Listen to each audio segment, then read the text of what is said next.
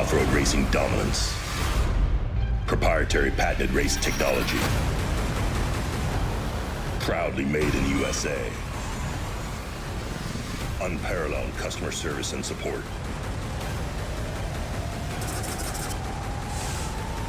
The choice of champions. King Shocks. The leader in off-road shock technology.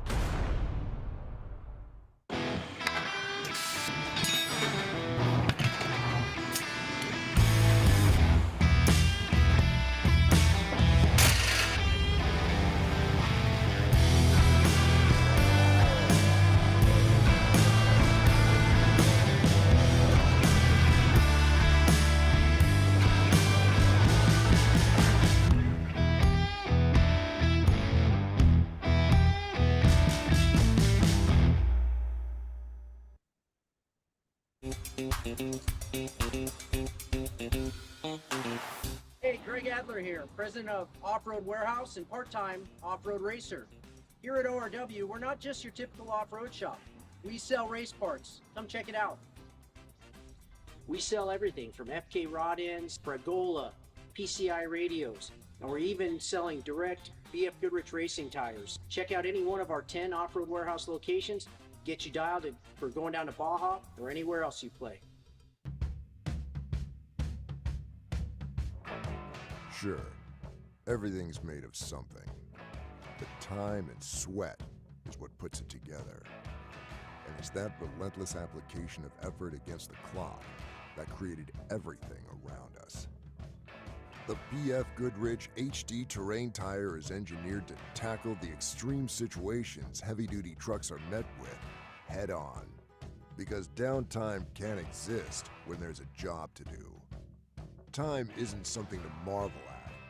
It's something to be seized. It's a tool we put firmly in your hands. BF Goodrich, what are you building for?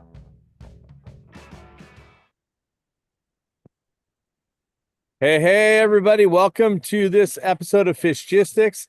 On this end, we are coming to you live from Matilda's in San Felipe, the only beachfront restaurant in San Felipe. Cameron Steele here next to me, my navigator, Cody Stewart. We're actually flip-flopped. We're supposed to be opposite sides of the table here, or opposite seats. This is your Score Baja 1000 preview show. Looking forward to sharing with you wonderful tidbits, fun, laugh a little, tell you about the course. We have an esteemed panel.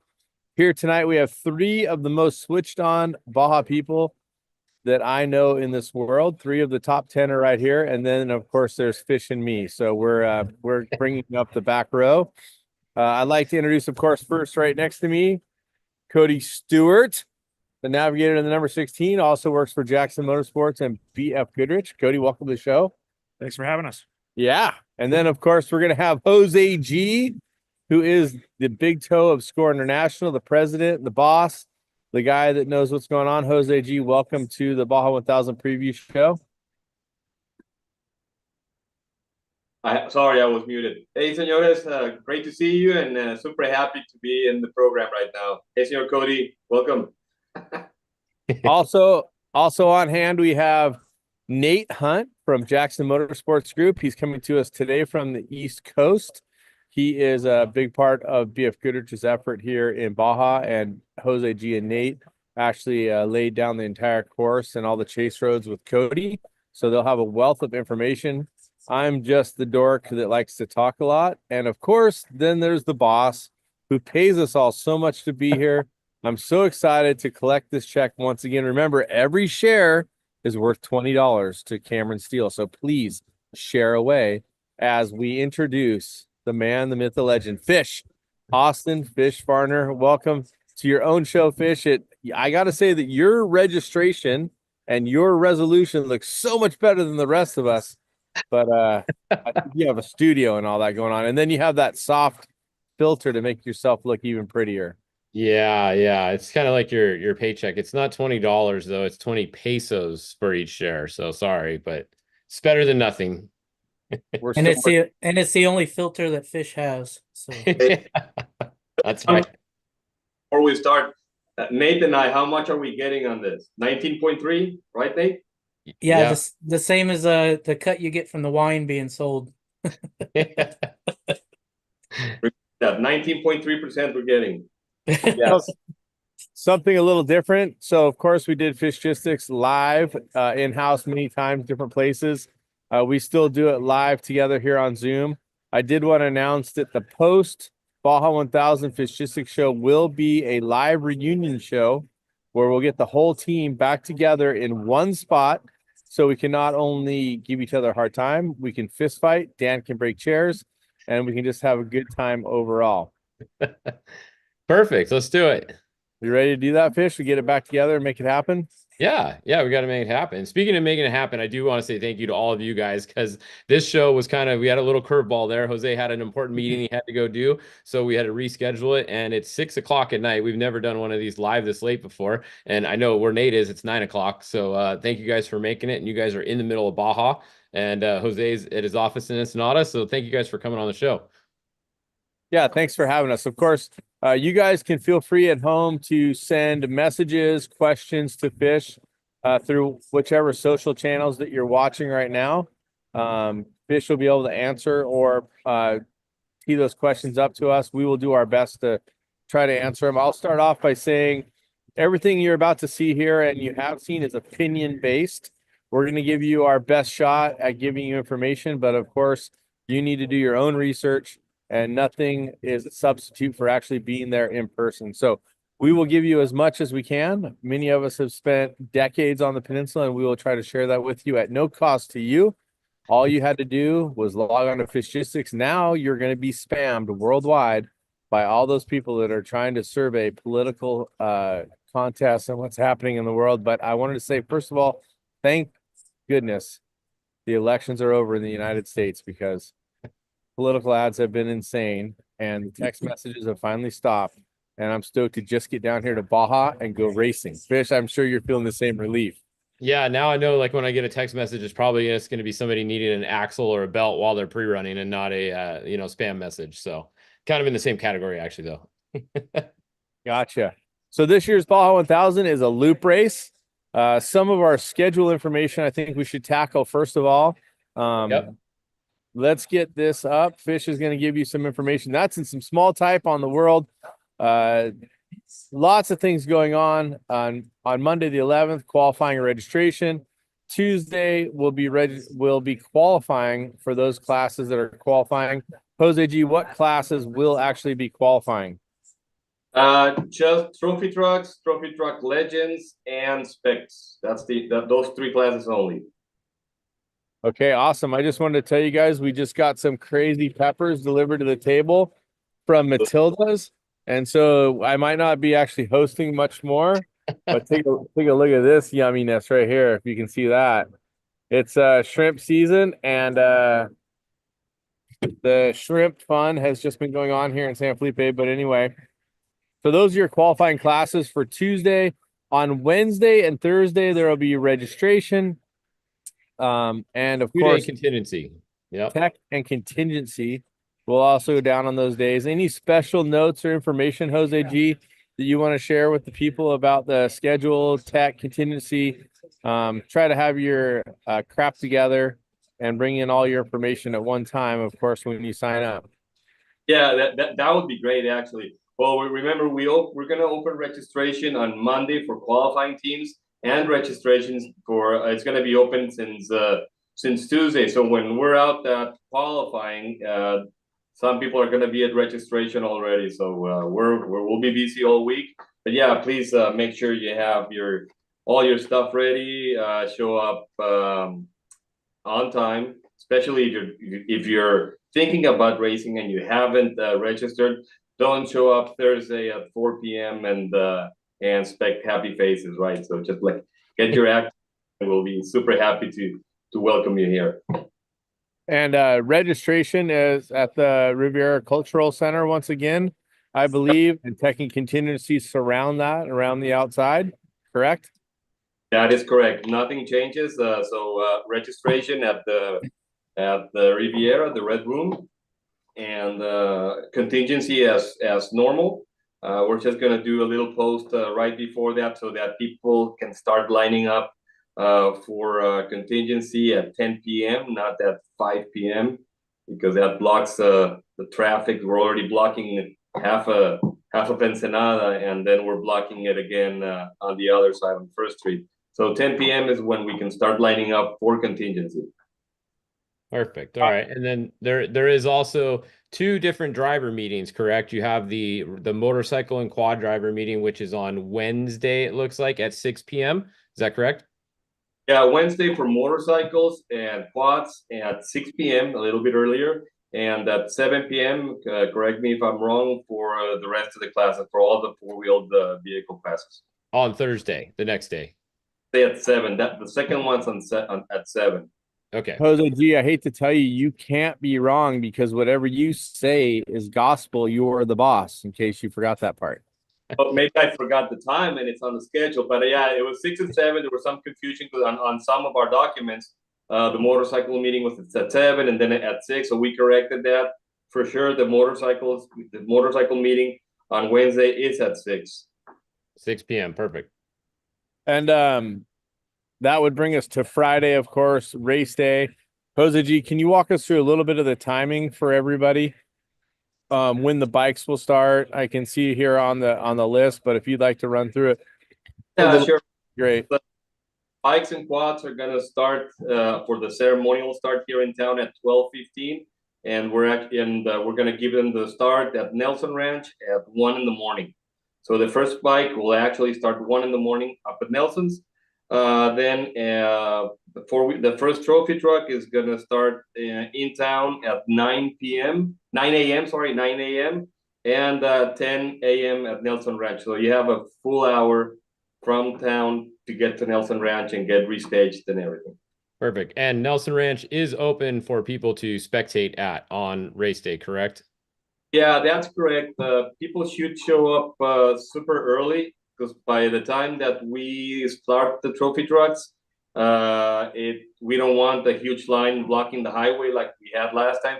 So the National Guard is going to be there, and also score staff, just flagging the cars to keep going on the highway. They're not going to let them go into Nelson Ranch if you're there like right before, like between 9 and 10. We won't allow people to go into the ranch. Okay, so if you want to spectate at Nelson Ranch, get there early in the morning, get there at 7, 8 a.m., hang out, get your spot, and hang out. Otherwise, you're not going to be able to get in there until after all the cars start, and then you could watch the finish, but that would be probably at 3 in the morning or whatever it's going to be. That is correct, and it's an awesome place to see it. You know, they have food, they have porta potties. It's totally safe. There's jumps, and I mean, it's I don't know, it's really close to town, so I don't think of a better place to enjoy it with the family, maybe with the friends and a bunch of beer outside and on the desert. But for me, if it's a family thing, that would be the place to go and see it. One of the things we talked about was qualifying. Jose G, is that closed? No spectating? Yeah, correct. Same thing. Like we've been doing. I think it's people want to go and see it, but we don't have the culture to be like really far away from the course, so that you guys can go just full on at it. Because I mean, even when we have our media guys, they're there. There are not a lot of them, but they want to be close to get closer to the action. So that's why we can't open it to the public, because it'll ruin one guy crossing the course or whatever. It's gonna slow the qualifiers down, and it'll just be a mess, and it's unsafe. Copy. Safety first, and I think that's a good segue now that we've talked about schedule. Safety first, everybody. Baja 1000 is no joke. We're very remote quite a bit of the time. I've always said if you think it's a bad idea, it probably is. So try to reflect on that and make sure that you guys are making good decisions, but also instill in your team that racing down the highway, having your light bars on the highway, these are all things you should not do. You should definitely be calm, cool, collected. Give yourself extra time every place you're going, and your crew should not be trying to wedge things in, because honestly, there's a lot of unknowns. And especially when it gets dark here in Baja, it's a whole different animal. And speaking animals are on the highway. Watch for cows, donkeys, horses, anything. You guys got to really take it easy everywhere you're going. So try to be preemptive and try to be proactive and have your people not driving around in Baja rushing to get to their locations. Jose G, I know that over the years, there's been accidents, problems, injuries. We've been quite fortunate lately, and I think it's because of education and discussion. You guys have done a great job. Score has done a great job at putting out videos about spectating and all these different parts of it. And I really believe that the spectators and the racers and the chasers are all getting smarter. And I think that it's just helping overall our sport grow and stay strong here in Baja. Yeah, that's totally correct. We're doing our end. The videos with you guys talking, because the spectators don't want to see us. They want to see racers. So they listen to racers. The ones in Spanish and English. They've been working a lot. I mean, we don't even want to mention it. But for many years now, we haven't had any fatalities or really bad accidents. So hopefully we can keep it up. And yeah, it's just about education, and we're doing our best. Yeah, and just one note on that, if you guys are racing, make sure you do fill out that form, that JOT form that has all of your emergency contact on it, including any Starlink, people that are going to have Starlink chase crews, their phone numbers, where they're going to be. The weatherman, Scott, gets that access to that form, and when he's up on the mountain, if he hears of any emergencies, it makes it really helpful if he knows how to contact your whole team. Not just your race frequency, but phone numbers and who's going to have a Starlink, sat phones, all that stuff. So make sure you racers fill out that form. It's on the Score registration. It's part of it. Make sure you guys fill out that form with all of your information. Yeah, and just one thing to add on that, Fish, is that it's very important to put a contact number of someone that's not going to be in the race, someone that we contact, because some teams, what they do is everyone that they put on the form, they're out chasing them. There's no way to contact them. So yeah, someone that's responsible and doesn't like races, that's at home, and so we can get a hold of them. Perfect. And shout out to Weatherman. Weatherman 2 for being nominated and being inducted into the Off-Road Motorsports Hall of Fame. Scott Steinberger, now officially in the Hall of Fame. Pretty cool. He's done a lot for our sport, and he joins his dad, Bob Steinberger, the original Weatherman, in the Hall of Fame. That's a very cool piece of history happening just this week. Wow, I guess we've talked about a few things. Fish, do you have any questions from anybody about schedule or anything like that? Are we good to start jumping into this race course and talking about it? I think we're good to go to the course. Wow, that looks like a lot of data. There's a lot of data. There's definitely a lot of VCPs. We'll talk about that momentarily. But we're going to do our best to give you guys an overview, some thoughts, commentary about the race course. Bear with us. It's not always exactly perfect. As I said, it's opinion based. And we're going to give you everything we can in this short amount of time. If you have questions, text us if you have our numbers, message on Facebook or through any of your social apps, and we will try to answer them. Jose G, once again, we're going to do a ceremonial start in Ensenada, and we're going to transfer out, and we're going to start racing outside of town. I wanted to say that I know some people have talked about missing the wash. I certainly don't miss the wash when it's full of water, and I'm okay with traveling out to Nelson Ranch and starting there. It seems like it's been a bit of a relief for everybody, but still having the ceremonial start in town is pretty grand, and it looks very cool. I think if the wash had water in it, it wouldn't be that big of a deal, but it really wasn't water that was normally in the wash. That it's kind of a shitty situation there, really. Literally. So this is good. Yeah, much better at Nelson Ranch. There's no water, like you said, it's fine. But then you're still, once you're out of the wash, you would still have to do like a ceremonial thing to Nelson Ranch, because we can't race through town anymore. It's just it's Ensenada's over that. It's unsafe. So we want to keep it, like you said, safety first. Yeah, do a show in town. Maybe use the wash for the 500 and the 400 when it's totally dry. And I'm sure we can get to that, but not really racing. Just jump and have fun, a little bit of speed. But again, just as a transfer stage to Nelson Ranch. So more or less, the first 16 or so miles and the last 16 or so miles are ceremonial. They're not timed. You guys need to get to the location, be smart, follow the cars in front of you. The timing will start here at Nelson Ranch, and then it'll be released into what is seemingly a short course style track. You get through that pretty quickly, and we'll get on to traditional race course that's going to take us through the hills between Ensenada and Ojos Negros, loosely translated Black Eyes. And on the way out, Jose G, we're going to run basically the same way we did for the Baja 400.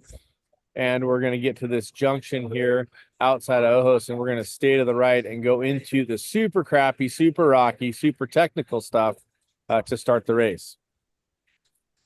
Yeah, of course. We have to find things like that all the time. Super crappy. And once you take your favorite road there, and we will do something different since some of the guys messed up my road on the Baja 400. You know what? We're gonna let them race on it so that they know what it is to actually have a crappy road after they destroyed it. So we're doing a little bit different there after Danger 4, I believe. BCP 21 is after that. There's that new section that some people really tried it on the 400. Now it will be the race course. Oh, super fun. I love it when you unleash some good, fun, technical segments. And I got to tell you, I did not drive that. That was Josh Daniels' part for the Baja 400, but I flew it, and I was pretty amazed at how tight some of those spaces are around those gigantic boulders. There's boulders that look like they're as big as 3-story buildings out there. Yeah, they are. It's actually pretty cool area, and if you stop once in a while, there's some that have like ancient like rock paintings and things like that. It's pretty cool. Oh, there is rock art out there. I did not know that. That's very cool to know. I'll show you where, and it's pretty. There's some caves. I love that section actually.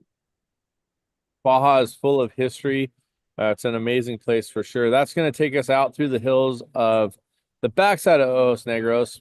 And you can see as we transfer through, the terrain will change from what I would consider giant boulders into less giant boulders and a little bit less technical as we start to get into what I would consider more drivable race course.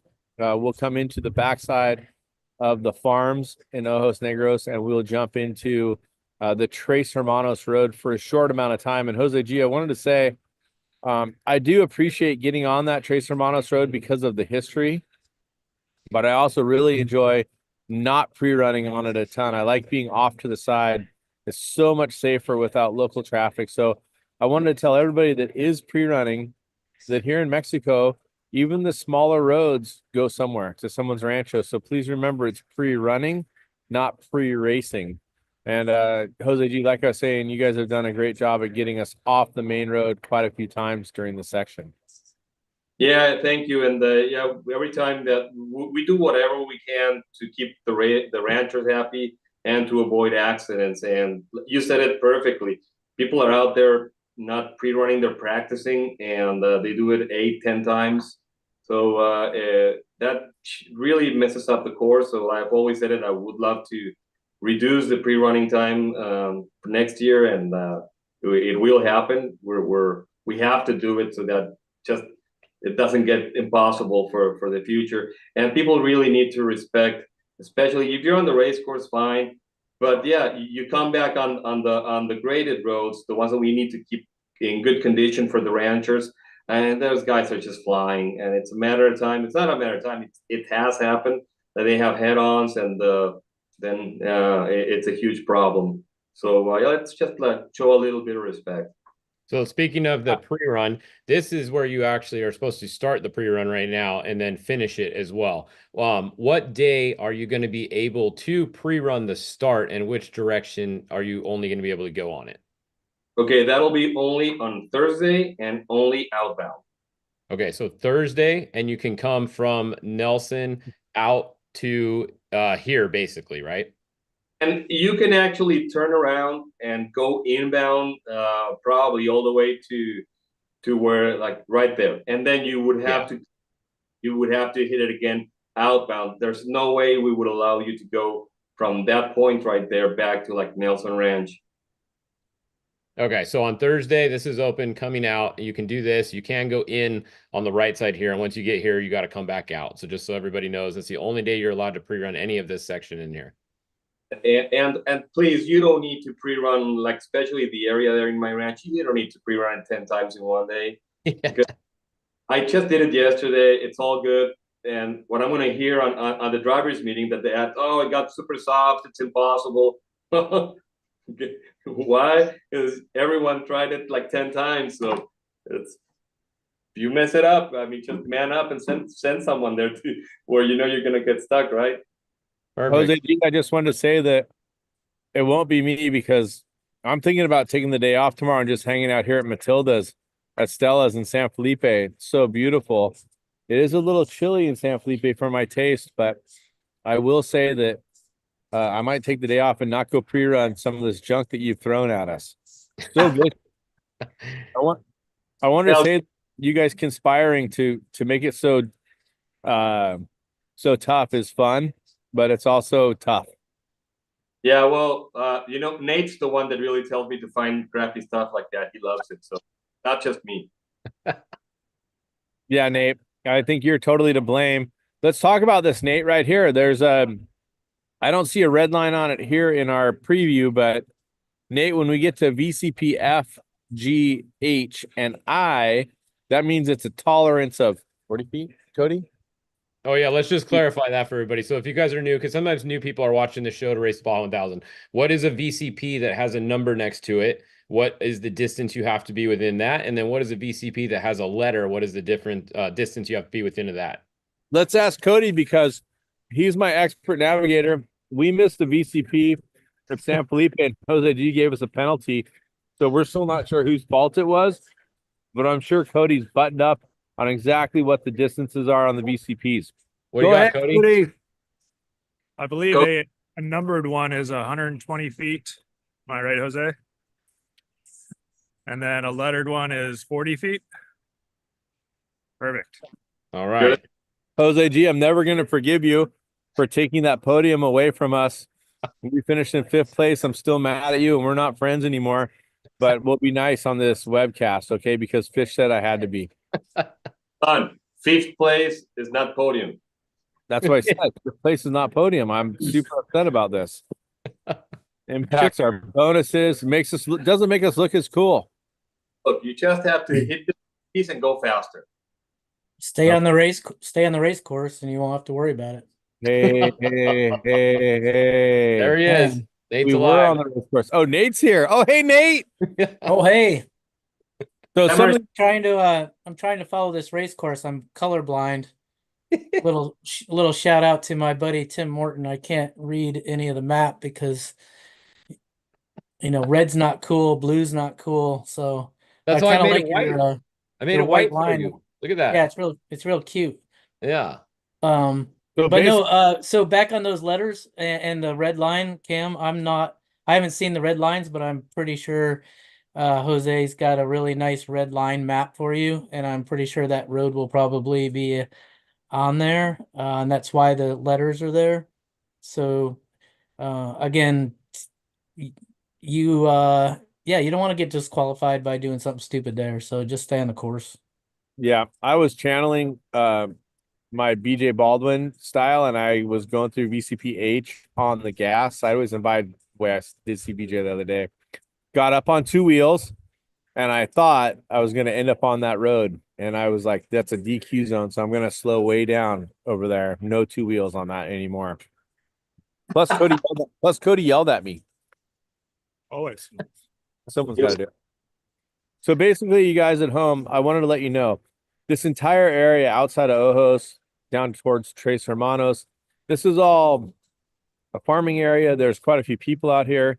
Jose G and Nate and Score have done a great job of getting us off the main road, but still be careful out there. Lots going on. This is going to take us into the section. First of all, there's the 5 miles just for fun semi-rally road. And then there's, of course, the Europan section. So right here at VCP 40, you can see it kind of starts. This is what I call Jose G's Rally Road Fun. There's all kinds of weird off cambers and dropaways, and you could stuff your bumper very easy.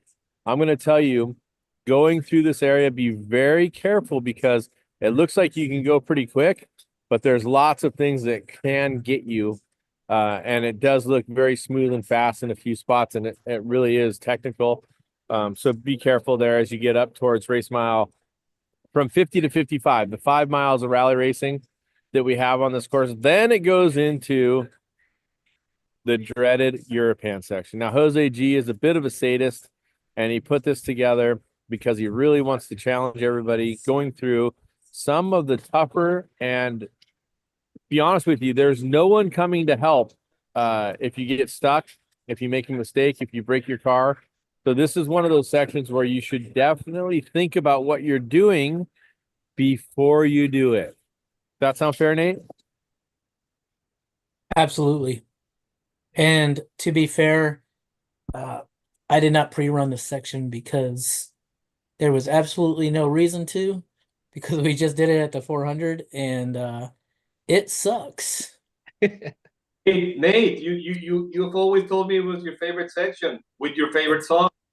It's my favorite section to send Cameron to go pre-run on. So sweet. You know what we did? Usually we ignore this section till the end of the race and we force ourselves to go do it, but we went right out on the first go and jumped right into it. It was super fun. I love this section. I think it's great because it is very technical and has a lot of different looks. Hopefully everybody gets a chance to pre-run it, see it, understand it.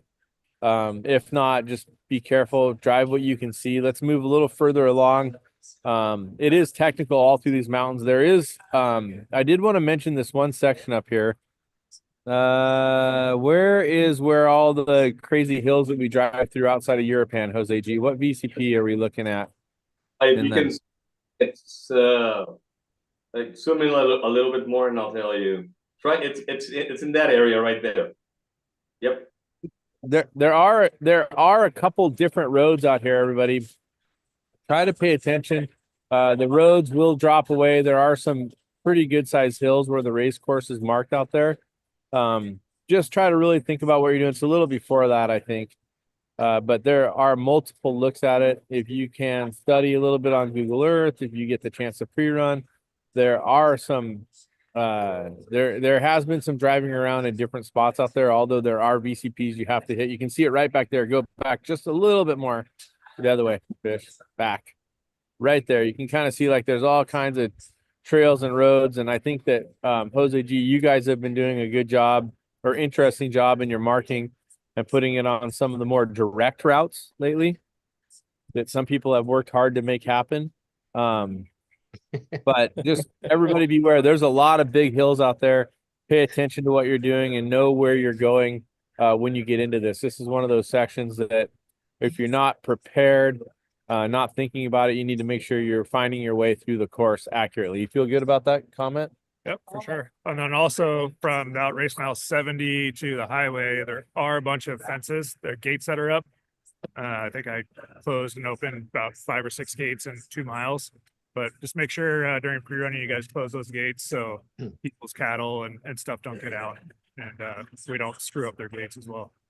And just so you guys know that when you're looking at this is the BFG race file that BFG racers get. The blue line is actually access roads into the course, which is really cool that BFG does this. So they go out here on the highway, and you can see this is Highway 1 at kilometer 41. That's where the access road is in. And then in here, it actually tells you exactly where it takes you to. So it takes you to race mile 71.60. And I think, Cody, you actually do a lot of this stuff yourself, right? So it's pretty cool that that you guys do this little bit of extra help for racers. For sure. I mean, a huge shout out to BFG. Not only do they provide a plot, but they also provide pit services, which we're going to talk about. We haven't got to BFG pit 1. Sorry, the fun's happening behind us here at Matilda. But Nate, I know that you guys have 6 pits on the peninsula and spent quite a bit of time mapping this. That's very cool what you guys do for all your athletes and drivers. Yeah, and thanks for using the map. I think it kind of helps Fish, but no, it's you know, it's something they started doing a long time ago just to provide the teams that choose BFG tires to go score races and try to help them out and give them some value in different ways. And so, yeah, huge shout out to all the guys that have come before that have helped put all this stuff together. And it's hopefully valuable for all the race teams out there. For sure. Cody spoke pretty clearly about the fences and gates. You guys, hey, it's a pain in the ass to get out, open the gate, shut the gate, but please do. Anytime you run over a gate, anytime you destroy a fence, anytime you damage property, score needs to go back, rebuild, and pay for that. So please, even though it's difficult, make sure you do it. When you come into Europan, you'll see there's a speed zone, 37 miles an hour. That's a short section as you jump to the highway. If I'm not mistaken, the speed zone changes there. Yep, 60 miles an hour. For those of you that don't know it, Fish, you can highlight right here, Acombro. There is a store there. There is a family there that loves off-road racing. Breakfast, lunch, and dinner are available. So Acombro, great, very friendly place with bathrooms and everything. So if you stop in there, say hi to Juan and his family. They are great friends. Jose G, comment? Yeah, buy wine from them. The Score wine is pretty good. Nate and I have a little bit of a share in that. So Perfect. Oh, sales opportunity. I like it. commercial. Hey, Fish, make sure you check the box. Paid partnership. Yep, we're good. We got the wine checked off. Okay, good. You're gonna get on the highway. Don't be a dipshit. It's a long race. You don't have to pass on the corners. Pass where it's legal. Stay underneath the speed limit. Be respectful. You're in someone else's country. For a lot of us, some of Mexican nationals, obviously in their own country. Be smart, be safe. There is gas in Santa Tomas. Oh, no gas. Oh, sorry, it's closed. Never mind. No gas. There's a gas station, but there's no gas. Okay. Well, I drove by there the other day. It looked like there's people at the pumps, but Cody says no dice, no gas. We're going to turn off the highway here. There's a neighborhood you're going to drive through. Part of it's now paved. Please, 37. please be respectful. It shifts down to 37 miles an hour. Don't be a butthole. And when you get on this section, when you're pre-running, this is not your time to pretend you're Ken Block and rally racing, okay? When you're in the race, do your thing. There are a lot of people using this road every single day. This is known as the Santa Tomas Road. It's going to take us out to a T, to a left turn junction. Just remember, there's a lot of people out here. Not a lot to talk about. There are a couple drop away surprising corners on here you might want to really pay attention to. But for the most part, it's very straightforward. There's a couple tricky things. Race mile 90 as we move through. Remember, we're trying to get through 840, 60 some odd miles of racing here. Here's your left turn at VCP 60. The train's going to transition here a little bit. Go ahead, Fish. Yeah, hard 90 left. You can go straight there, so don't miss that left. Yeah, don't miss that left, or you'll be checking out a surf spot at the end of the road down there about 9 miles later. Punta San Jose. Turn left there. The train's going to change. It's going to get a little bit more rocky, a little bit more narrow, a little bit more tricky. I wanted to tell you, though, there is a corner here, free running and racing wise. Not sure if you can zoom in. I'm not sure if there's a marker there. There is 100% for sure a drop away left turn further down the other way. Fish, keep going towards Arendia. Is that it right there? The middle right there? Anyway, there's a left turn. Nope, further go back just slightly. Jose G, By the way, this is a good line right here, by the way. I'm on about it. You just missed it. It's where visually you think it goes straight, but you go over a little. The road makes go back, Fish, up, back, not forward, back. Is it right here? No, back, keep going back before Calavera. More. More back. Go back. Go back. Go back. Keep going back just a little bit. Right. Keep going. Keep going. Keep going. Keep going. Keep going. Keep going. That one? Right where it says BC 100, race mile 100. Is that where it is? There, Oh, there. that's where you see that road that goes off to the right. No, it's one above it, maybe. Yeah. One above it. Where the road above it connects. Right there. That one right there, I believe it is. Remember, this is opinion based. When you come over this hill, you can see the straightaway ahead of you. You cannot see the drop away left turn. Many people on my dirt bike trips and many people in the races have ended out in the bushes here. Agree, Jose G? This is one of those turns that is we call it a frequently missed corner, FMC. Yeah, you just think it goes straight because there's a little dip, but the dip goes to the left and back to the right. Like exactly that turn is in a dip, so you can't see it, especially if you're coming in too fast. And like I think it was a Nora race, class 1 just went straight and burned down there. I mean, even pre-running, there's going to be accidents there of people that don't know it, so just expect it. We should have put a danger mark there, for When sure. you expect it, expect it. That's from a DRI song. That's going to bring It's us just to our fish. It's just a little chicane they put in there to help save the suffering. If you can't negotiate that corner, you should probably stop. Yeah. Probably. That's I like your truth serum effort tonight, Nate. I'm backing it all the way. After VCP 61, you're going to start dropping down to the coast. It's beautiful, but don't get lulled into checking out the beauty because you're at Calavera Beach and you're right along the cliffs and the coast. You're going to keep going down through Rancho Tampico.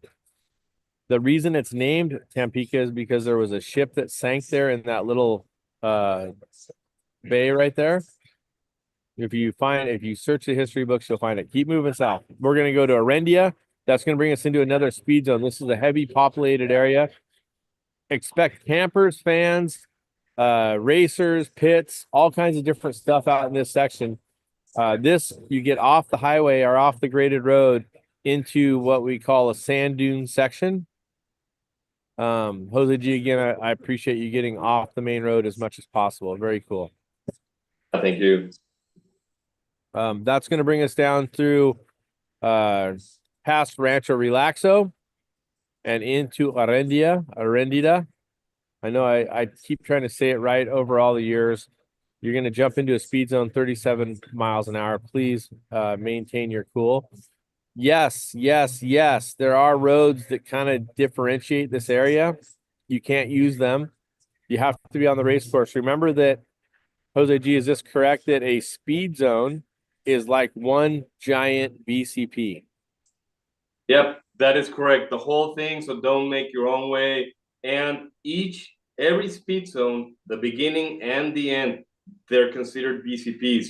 So you have to enter and exit exactly where you have to. Not think that you can go full speed if you're a mile away from it. You have to stay 100% on the speed zone.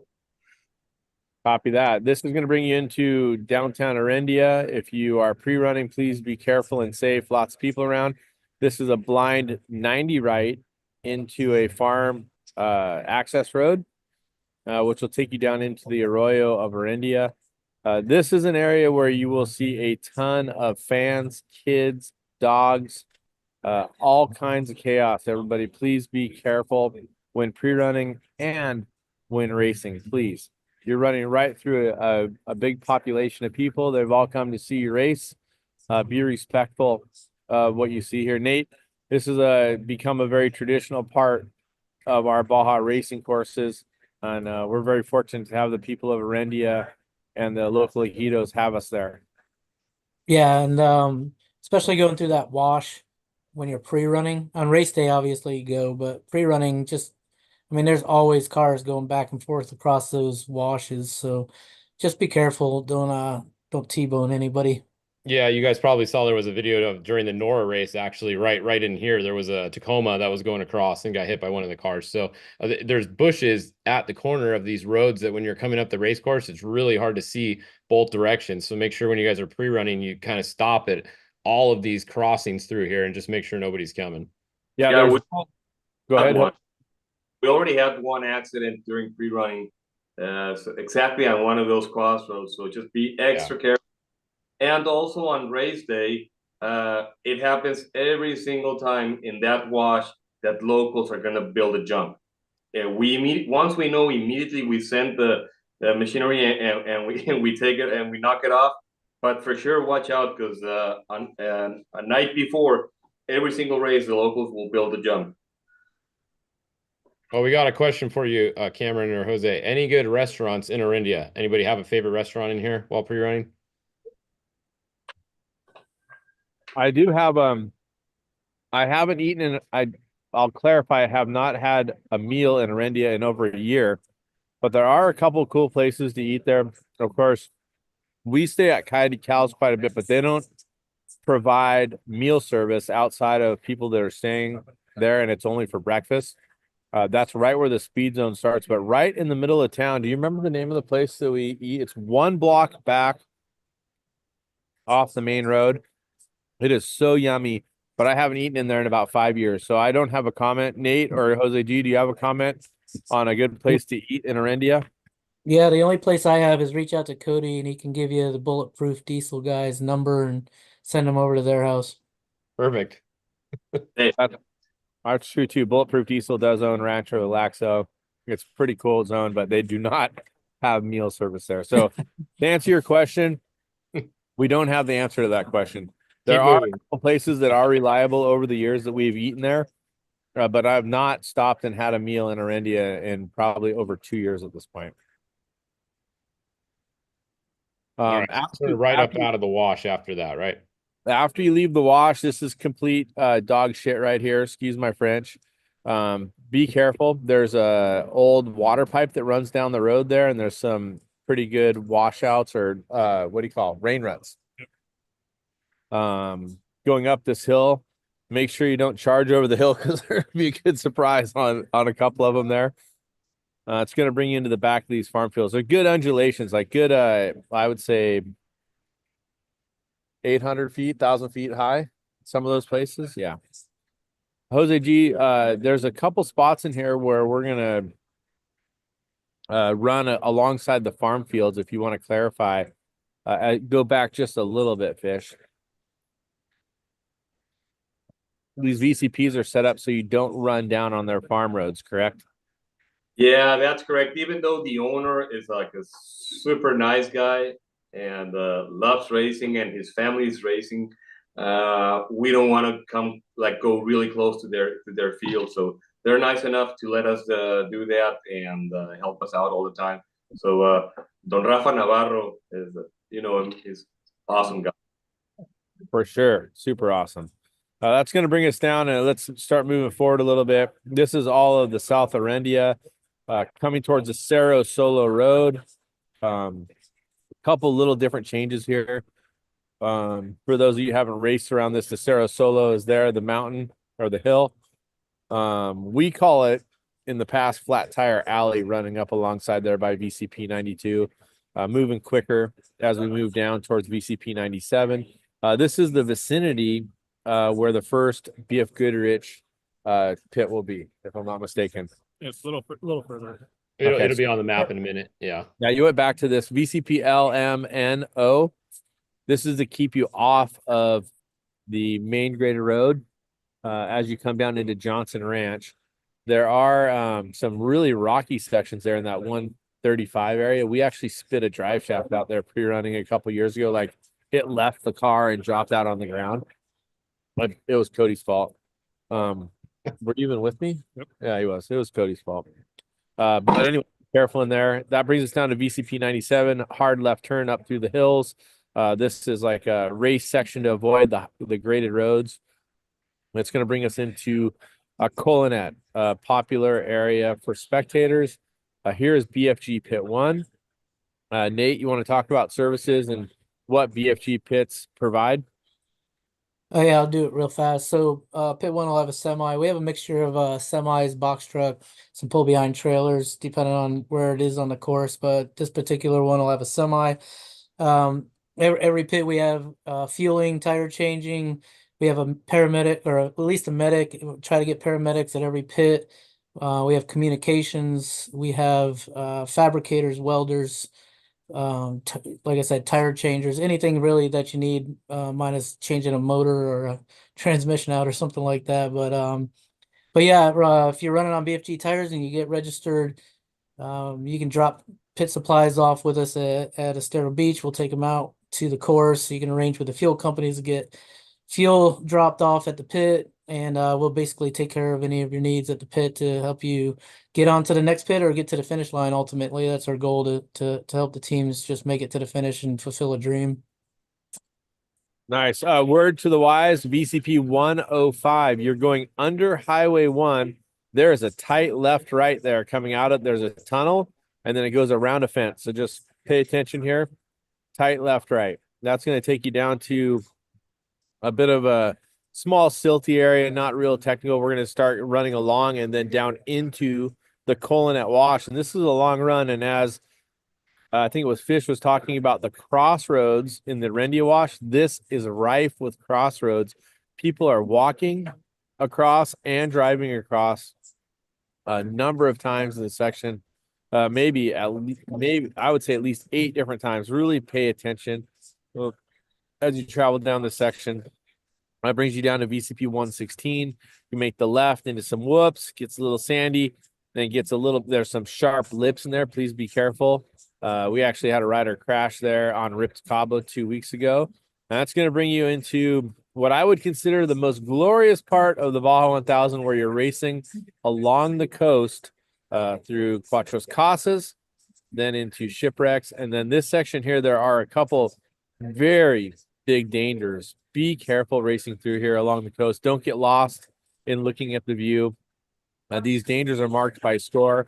And please note that not all dangers are marked. There are some really key dangers, but remember, they're driving very slowly in a Raptor along here. You guys have to watch out for yourselves. That brings you down to the Camaloo area, Pirate Bar. Food service is available there, although a little bit off the highway.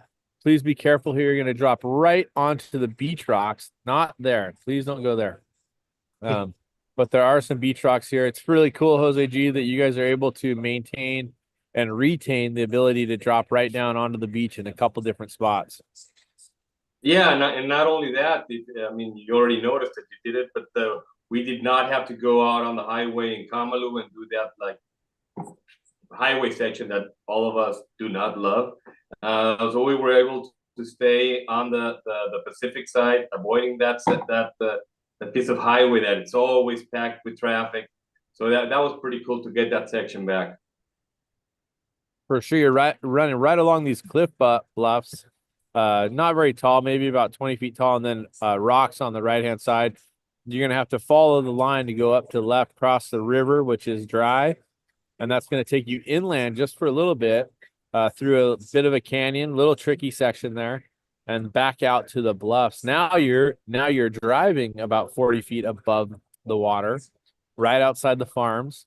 There's a couple tricky sections in here, a couple big rollers, couple dangers that I've seen recently. Follow the lines as you get up on the bluff and start paralleling the outside of the farms. There's a really cool section in here before you get to Costa Brava, where you guys actually, Score actually took us out on what I would consider more like a 2-track right on the bluff. Really cool. Down onto the beach again, and heavily VCP'd in this section. I know there's been some trickery in the past. It looks like you're going to have to really stay on the race course as we get back on the salt flats behind San Quintin. We haven't been racing through San Quintin very often. Go ahead, Jose G. Hey, Fish, could you zoom in on the salt flats, please? There at Saraembla, that's the name of it.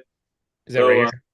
Yeah, zoom in a little. Okay, if you look at it, the course from that BCP, I can't see the number right now. Where the other one, next one.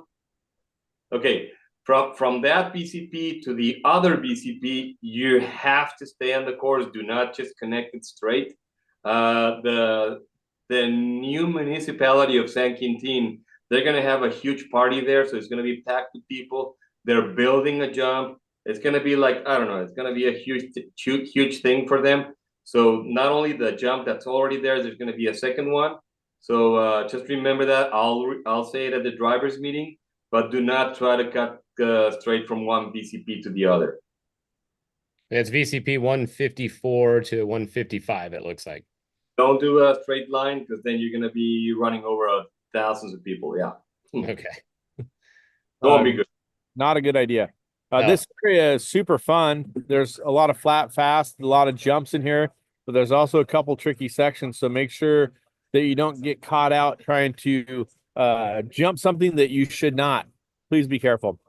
That's going to bring you into more on the back of the volcanoes. There are some dormant volcanoes here in San Quintin. Lots of different looks here in this area, from sand dunes, dormant volcanoes, great 2-tracks. That's going to bring us down into the main graded road that goes out at race mile 203, across that, and start making your way past the old mill. If you guys have time to stay at the old mill or visit the Eucalypto restaurant, make sure you say hi to Javier, great friend of off-road racing. That's going to keep bringing you through the backside of San Quintin. You're going to see this. There's lots and lots of tomato fields, lots of protection here for the tomatoes. It's going to put you on that hard right turn, turns you onto the old road right there. Yep, at check 1. You can see the main highway is there. Probably going to be a little bit of chaos here. You go on to this section. Is this a controlled speed zone, I believe? Yep, it's 37, I think it said. Yep. And you'll get on to the main highway 1, then you'll start getting out into this section that's going to, I really feel like this is your first real remote, even though that Europan section is very remote. This right here is going to challenge you. The first 10 miles or so does have some very sneaky rain ruts and some rocks, but once you get towards race mile 230, correct? At race mile 230 to 240, it is complete challenge section. Please be careful. Take your time. Yeah, you can notice there is no blue chase lines after this one right here. So there is no access out there anywhere. Don't crap on yourself there. It'll be a big challenge for limited classes. Going towards El Canuto, that's the first ranch up there. It's going to be challenging for sure. I guarantee you that everybody, even if you've raced Baja for decades, that 230, 240 section is definitely going to be pretty interesting. Eventually, you do start getting onto better roads a little bit later on, around race mile 240. You're going to start traveling down, and be careful because they are a little dicey and slippery, because there are some graded roads as you start getting down towards El Rosario. This back canyon, as you drop into El Rosario, one thing I did want to point out, if you can zoom in on this area here, Fish, traditionally, we've been able to race out on the graded roads here, but this time we're racing up the wash. So for those of you that haven't been there or haven't pre-run and are expecting to have access or pitting in there, it's super difficult. It was something that was kind of surprising to us, and we spend a lot of time in Baja. So there is an access road that comes from the end of the bridge, which Cody drove in here. You can see it. Yeah. K65. Just so you know, that was a surprise to a lot of us. That's why the access road comes a little short. Jose and Roto, I don't know, decided to make some changes just to mess with us a little bit in that area. But because I know Senior Cody was hoping to do maybe a pit in that area, but yeah, they changed that last minute, so that's why the access road doesn't go all the way to connect.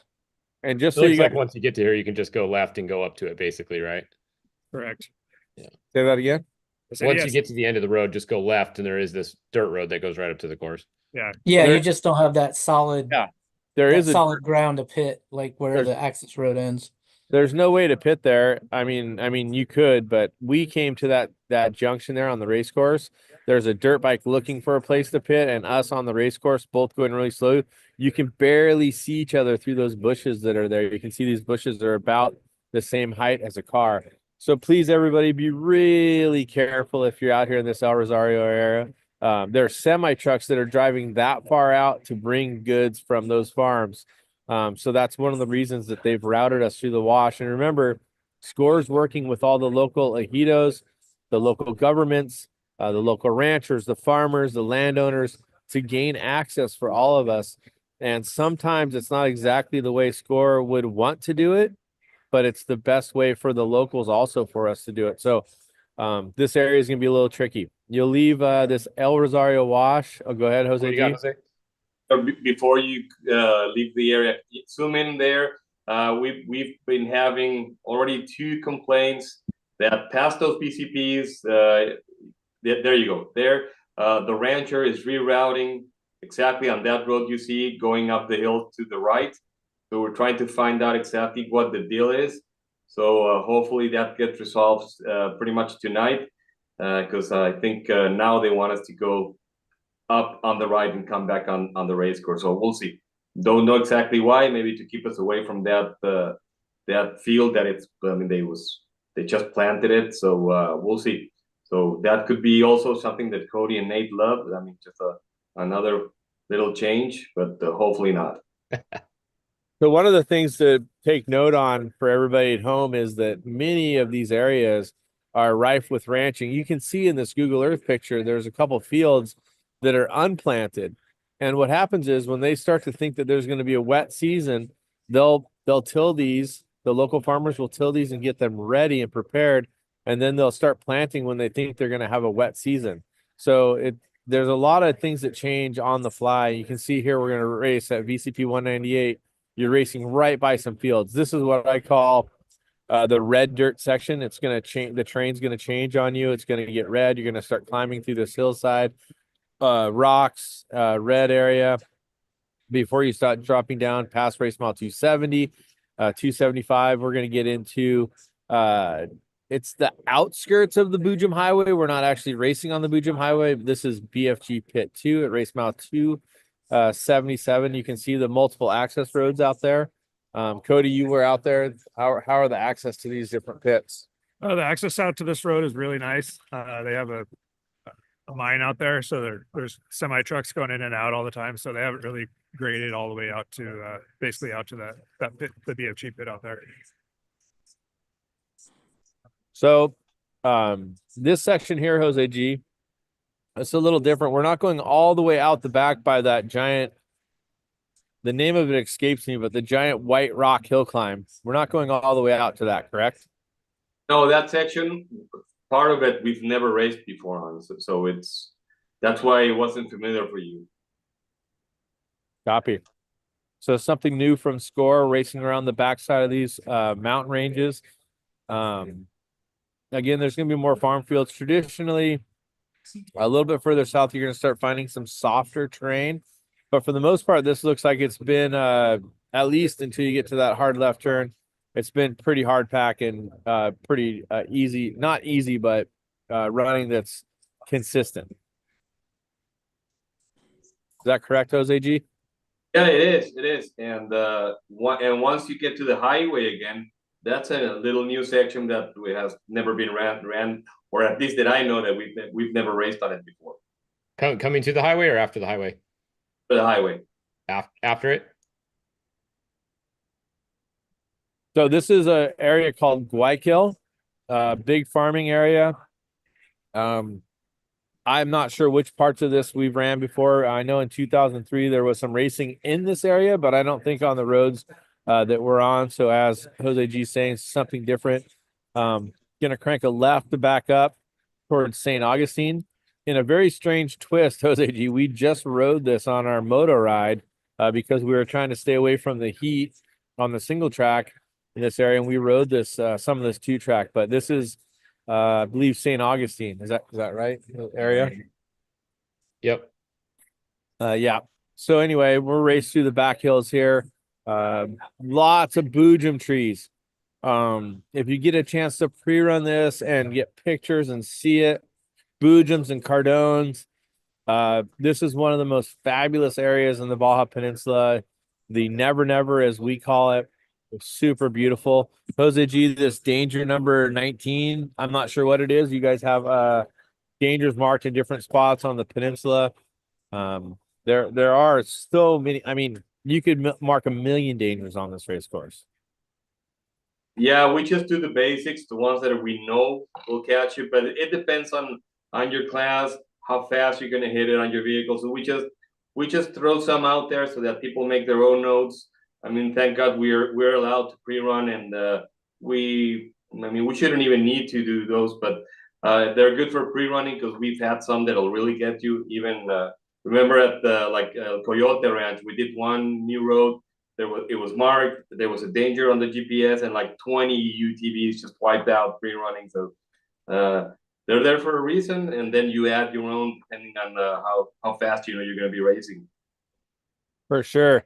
Coming down the backside here, VCP 240, this area that's right in the shadow of Elephant Tree Hill. We're going to get onto the El Faro Road for a moment, it looks like, a short time. And then we're going to transfer off into some more interesting, tricky two tracks and into the washes. Some of this is the same wash we ran previously. Some of the stuff out behind Catavina is slightly different also. Nate? Nate's asleep. Not yet. Yeah, this isn't the normal Catavina silt loop out to the west, right? It's a little bit easier this year. Easier. Yeah, they didn't go out to the west. I think Score's trying to respect some environmental things that are going on back there in that loop. So we kept it over closer to the highway, which at the end of the day is a little nicer just for being able to access. But there's still going to be some challenges through there.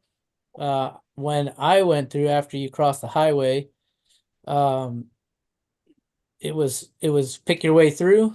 It's not the old tradition. It's not the way we did it back last year, whatever it was when we went. We had to move it because it's basically an impossible little way around that little pool. So anyway, got creative and Roto went out with his little Garmin watch and went for a hike and came back an hour later or two. And so then made me drive the Raptor through what he said was just fine because he made it through, but he was walking. So I don't know what it looks like now, but I'm sure it's probably really nice and straightened out. It is good news that you're mostly within earshot. There's still for the radio, it's still no real support. You're going to jump on the highway here at check 2. Starts at 60 mile an hour zone as we head south. It's going to take you all the way down to what's known as Fred's Tractor Trail. This is the very southern part of the race course. It can be a little bit tricky. I did want to mention there has been some silt in the past at the top. Can't say what's going to develop there at this point, but there is a very tricky left-hand turn as you go down the side of the hill. Now, Fred, who built this, was looking for a way to be quicker down into Gonzaga Bay because his family owned property on both ends of it. This is the traditional right turn. It's the next turn that really is the tricky one there, up on the hill, a little further up, back up the hill. Fish. Yeah, just right below 190. All that section going down through It's right here, right? 63. Yeah, not that left. It's not, if I'm not mistaken, it's the next left after that. This one right here. The really tight one, that one. That's the one that really has caused trouble over the years for people trying to get down this hill. That was the one when we used to only ride dirt bikes on it. We were like, well, I wonder if we could get a car around that. Well, hey, Score found out that you can get a car around it. That's the one, right, Bob? Yep. That's the one. And it's the Elliott Watson turn. If you so speak that, it so be truth. And if you go off right here, you will be there for a minimum of 1 day, maybe 2 days or 3 days until you get out. Here's my you can reach out to Elliot and get the Donkey Commander's telephone number to help you out of the the Scaronis will go down there and rescue you. They know the way out of there pretty good now. Jose G, you got something to say? Oh yeah, they went down that hill, but they cut a few corners. It was just not faster. Yeah. This is true. Hey, I'm just. And by the way, on this note, Jose G, is it a red line to continue on the highway down through Chapala and come back up the highway? I'm just asking because I've heard a comment of I can miss 2 VCPs and I'll be okay. Yeah, it'll be 20 20 minutes of penalties plus a DQ. That'll be Oh, that's awesome. true. There is only two. Look, there's one right here and one right there.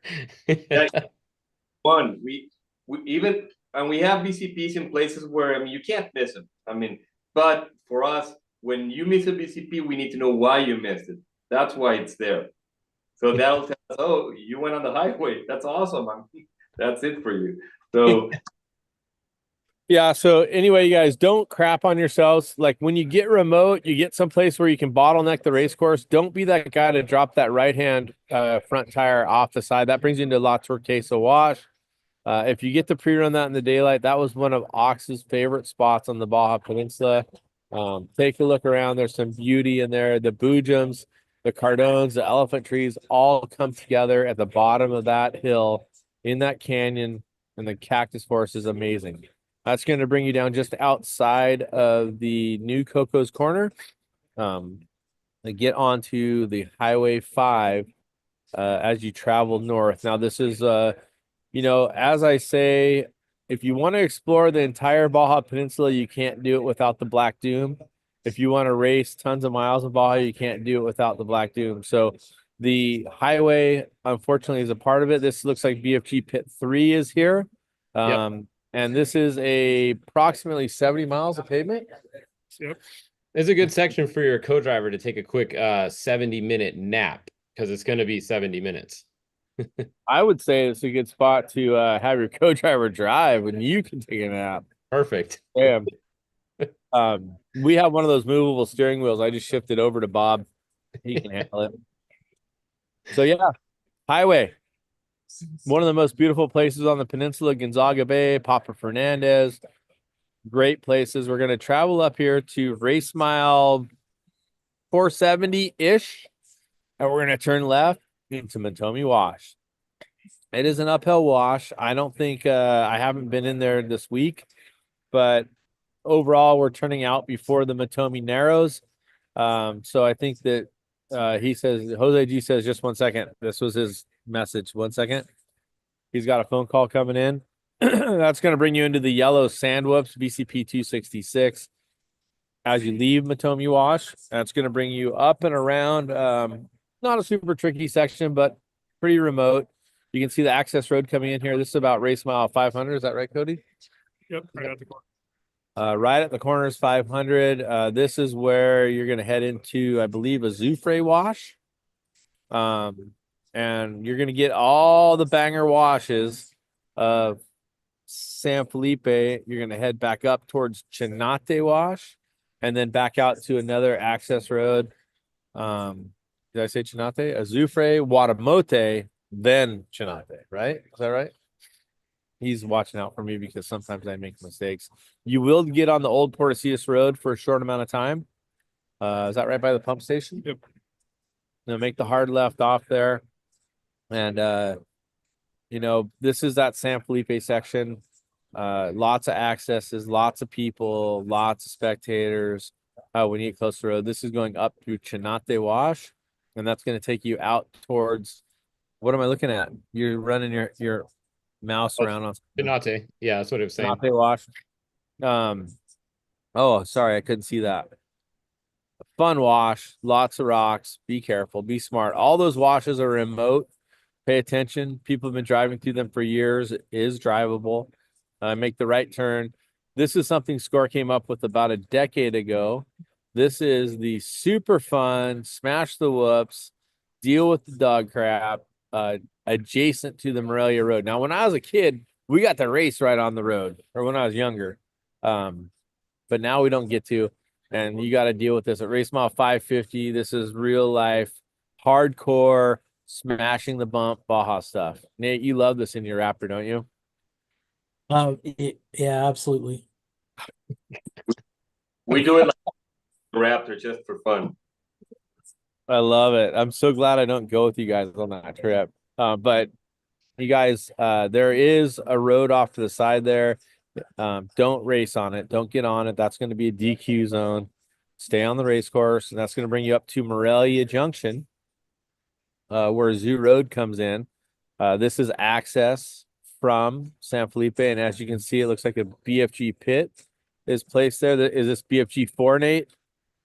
Yep, BFG 4. Matt Medina and the crew will be out there with a trailer, and right there, right after you cross the road, or on the right hand side. 560.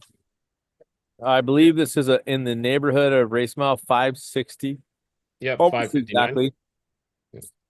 Caution everybody, it will be any time of night there, and there will be a lot of people everywhere. Just pay attention. And they've been drinking all day.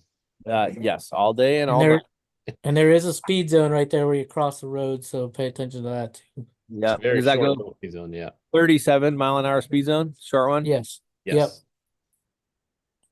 Good shout out, Nate. Appreciate that. One of the most legendary names in Baja racing is Diablo Dry Lake, and Score has arranged for all of us. We're racing adjacent to these farms and to the side of the roads, but we are racing right down the Diablo Dry Lake. Is that correct, Jose G? There's actually a waypoint right smack dab in the middle of it. Yeah, that is correct. We were planning on dropping like 20 BCPs there on the Diablo dry lake pit. Hopefully, it's dry when we race. Yeah, but the whole reason of we should have done a bunch of BCPs is to keep the racers just on the race course. But it's the Baja 1000. Even the trophy trucks shouldn't be so close to each other because when it's the first 100 or 200 miles, it is a problem. People trying to pass and they go wide. And then that's when we're running over people. So that's why we only have one BCP in the middle. So we don't see that much danger on this one. Yeah, it's pretty late in the race. If you're pre-running here in the daylight, just to your west is the highest peak on the Baja Peninsula, Mount Diablo, just over 10,100 feet. Pretty amazing. That's where the weatherman will be also, PCI Race Radio, the relay. If you guys are using the weatherman there, they're up on top of the mountain there by the observatory. Hey, there's a picture of the observatory. Not a lot of. So is BFG relay. They're up there as well. Okay, BFG relay is there as well. Who is the main contact at BFG relay, Nate? Her name's Kristen Flaherty. Kristen Flaherty. All right, awesome. Yeah, 10,000 feet up. They can basically the whole course can probably hear them from that section. I can't guarantee that. That's going to bring us up across Diablo Dry Lake, close to the Valle de Sol Road.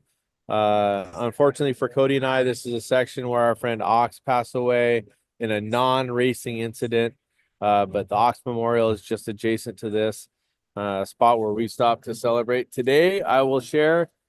We were in this area and we had a most excellent experience. We had this little green bird fly up and land on our truck and hang out with us, drink water, eat bread with us, and just hang out for basically 20 minutes. It was a visit from Ox for sure for us, and we miss our boy. And sorry, we digress a little bit, but we have to talk about him when we race by there. That's going to bring us into that race mile 585 in the bumps there. Just before that, this is the sportsman cutoff if you're looking at the green line right here. So any sportsman classes or classes that all decided they're all going to take it, right, Jose? They'll take the left here. Yeah, that's for sportsman classes. Of course, class 11 also, which is not a sportsman class, but they take it also 7S. And if some classes like 7F or someone just they all decide they want to take it, we're cool with that and we'll let them do it. Trophy truck legends. Or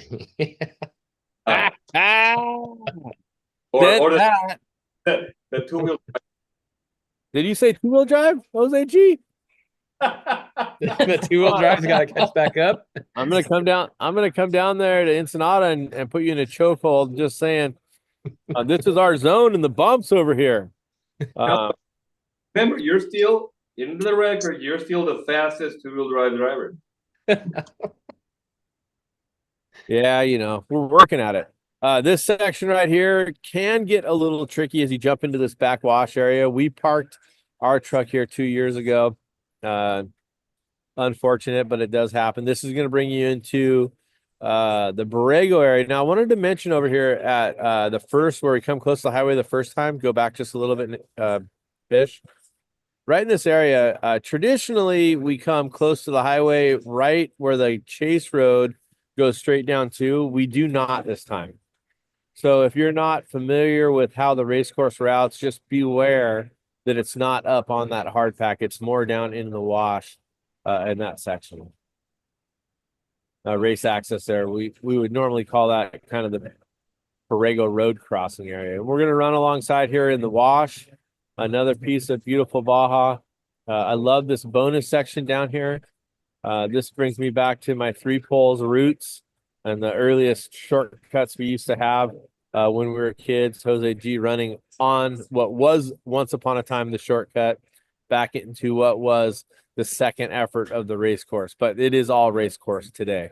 Well, one Right? thing for the section, I am a little bummed that it's not going over here, you know, in the mini summit section, because I think that's where this course should have been going this year. Yeah. But you know what? And that's totally me. We were aiming towards that. Cody and Nate were ready for that. And just on the fly, you know what? They just go around. We rerouted the whole thing and didn't do it because didn't want to. I don't know. I wasn't great at the time. wasn't ready to deal with all the people. All the like. You can say the word, but the Yeah, All the but crybabies. we fixed all the problems yeah, because the whole whiny reason why the guys didn't want to go down it before was because some people have helicopters, some people don't. So it's a disadvantage for the people who don't have helicopters. Well, we did it so you guys would be there at night, so there wouldn't be helicopters for anybody. So we took care of all the problems, all the whining that all the guys had at that race that year and fixed them.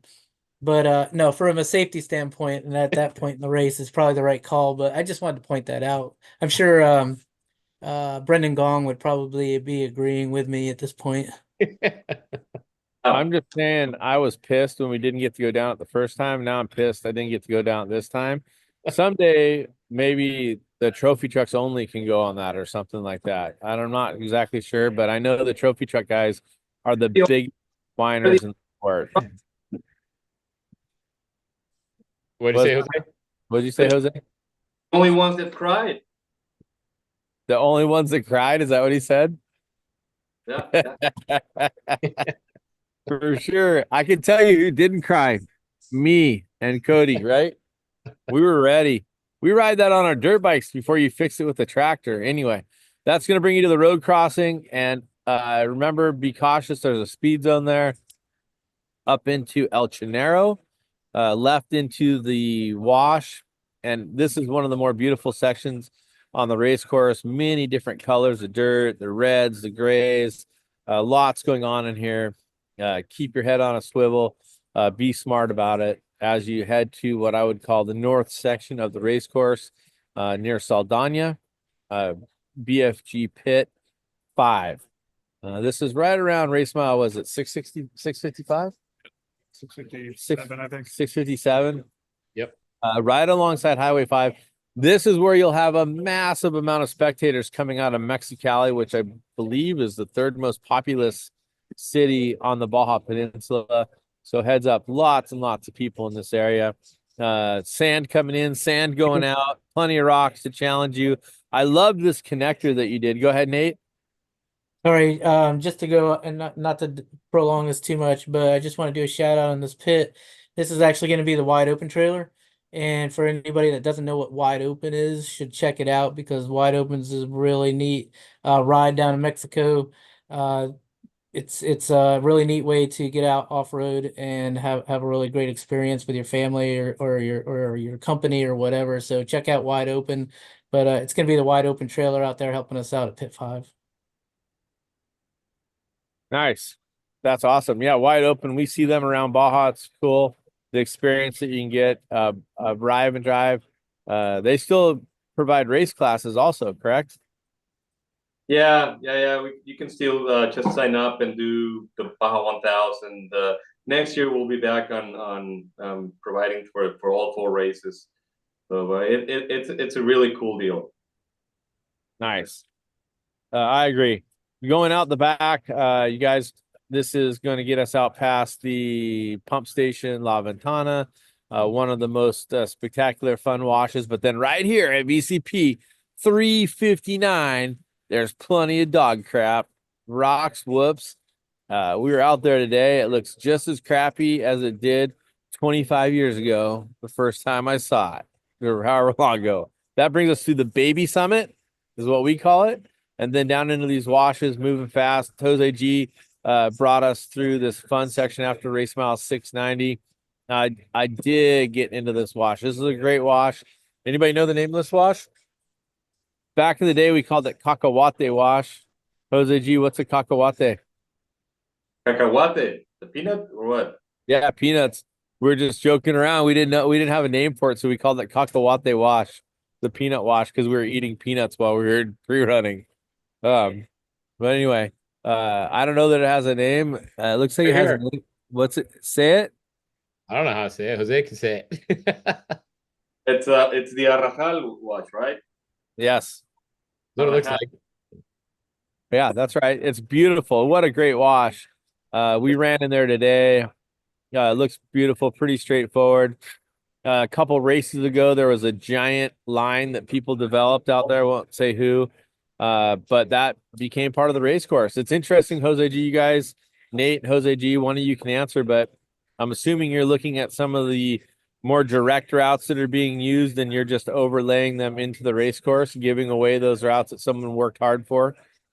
Do you want me to answer? Or you want Nate to answer? I like when you answer because you're kind of more of a jerk about it.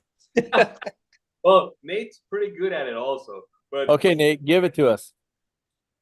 Yeah, don't be jackasses and mow down trees and cactus and vegetation and stay on the stinking race course. That's a wash. hey, wait, hold on. We were actually gonna stay on the our planned race course. Then we saw what the people did, and we was like, let's do it. And immediately, someone, we're not gonna say his name, but he's sitting next to you, got on the radio. It's like, what are you guys doing there? Yeah. Oh, stay on the road.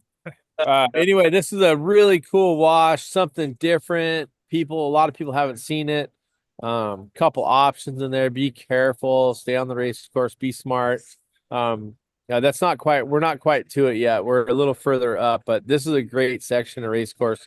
The wash, then the high ground, then it drops back into the wash. And that'll take us down to the highway crossing. I believe at race mile about 7:18. Is that right? I think so. Something like that. Yeah, it's 7:18. Then just for fun, we've gone out to the super lovely whoops. Now, you take this wash down and you make a right turn here at VCP. Looks like 379. Can't say for sure. Yep. But it is, oh yeah.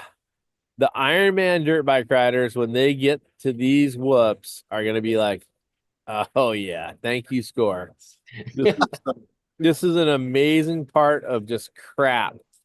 I'm not sure how many years it's been there, but it's terrible. And it is what it is. There's also some embedded rocks, a couple sneaker rocks in there. You guys pay attention. That's going to bring you up to San Matias. This is the first time I've raced through here since they've had the windmills, and we've actually had the right to go underneath them, Jose G. Was that something they were waiting for to get us in there? I know we've done it once before, but was that hard to get us through there?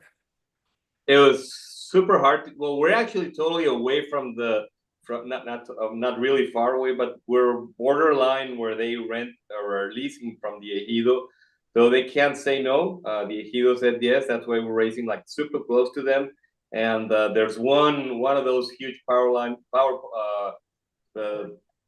poles that are just super close to the highway. We have a danger there, so just watch out for that one.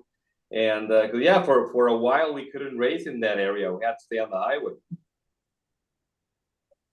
It's cool to be over there, and the forward technology. I will say, you see that light standard right there, or the electrical standard. Go back in on that one, Fish. That one you were just on. Zoom in on that. You got to slide it over. Yeah, zoom in on that power standard right there. Yeah, if you zoom a little bit more, you can see a rubber mark on the base of the concrete for that foot. So someone sidewalled that thing on the way by. I just wanted to tell you guys, be really careful when you go by it because it's not a super wide spot. Where it says danger 24, it means watch out for this giant pole. So be careful, everybody. Now it's going to bring us up through San Matias Wash. This is another super legendary part of the race course. I've been racing here my whole life. It's still just as confusing and interesting as it always was. Lots of rocks in there. There is the race course. Go back just a little bit, Fish. Right there. Yeah. This at one Send point. it. At one Send point, it. Yeah, somebody send it and video it for us. I think if you sent it, you might clear the whole wash. I just wanted to say that at one point this was a line on the road that you see going straight there at Danger 25 used to be on the bluff and turn right onto that other road that you can see just above it, probably. But anyway, the Arroyo has washed this out. There's a maybe 18-foot tall wall there. It is drivable probably in both lanes, but I strongly caution you. I've driven down the left lane both times. Just be careful. That's going to bring you into some whoops. A big surprise here at race mile 730 drops into a pretty good drop down hole. You're gonna parallel the highway right after. Yeah, right there, 730. If you come charging over that hill, you might get surprised. This is San Matias proper.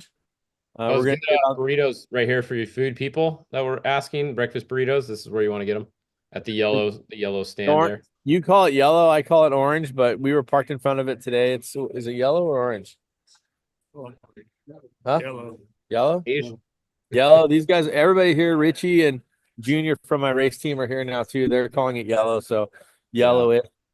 Yeah, very well known for its burritos. And you're going to head up the highway here, speed zone. For those of you that don't know, just up ahead here, the orphanage that Malcolm Smith and his son Alexander have supported over the years. Big highway section here. How many miles of highway here, Bob? 900 or so. About 9+1, he said. Bringing you through Valle Trinidad. There's another good taco stand right in here. There it is. Best tacos. It's on my top 5 taco list of Baja for sure. There are fuel services. A lot of people see the Pemex at the top of town. There is another one about 5 blocks down and 1 block over from the taco stand also that takes your credit card. This is juicy right here. Nate and Jose G will stop and talk about this for a second. Going back to my earliest years as a score racer, I started navigating back in 1982 with my dad. This is traditional Valle Trinidad and the goat trail, or the side trail leaving the hill. This is something I'm sure you grew up knowing about and racing on, Jose G. This is part of our culture. Yeah, and you know what? A little bit before we comment on that hill, if you go back a little bit, just on Valley T, you were talking about the tacos. There's a new little restaurant there right before you go into town. It's highly recommended. That you can see it right there. That's a dirt road, Fish. No. Right, instead of going down into Valley T, there's a big rest area there on the left. There's a new restaurant. The same guy that owns the San Matias burrito place, so owns that, and I heard the food's really good. Just to throw it out there. Is it this building right here on the left when you come in? No, that's the Pemex, isn't it? No. Go up.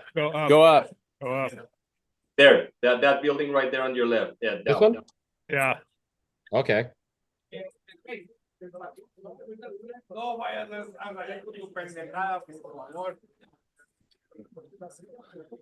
you have a good party going on there. Yeah, behind us. It's kind of starting to pop here at Matilda's. We're in San Felipe. The rest of my race team is starting to show up. That's here on the pre-run. Evan, Junior, Richie are here. We're here in our spec truck. Manuel there with you? Oh, he muted himself. He hit the space bar. Oh boy, too many tequila shots for these guys. No worry, tequila. I got it handled. No tequila. There it is. Cody's got it. Being really smart. Just saying.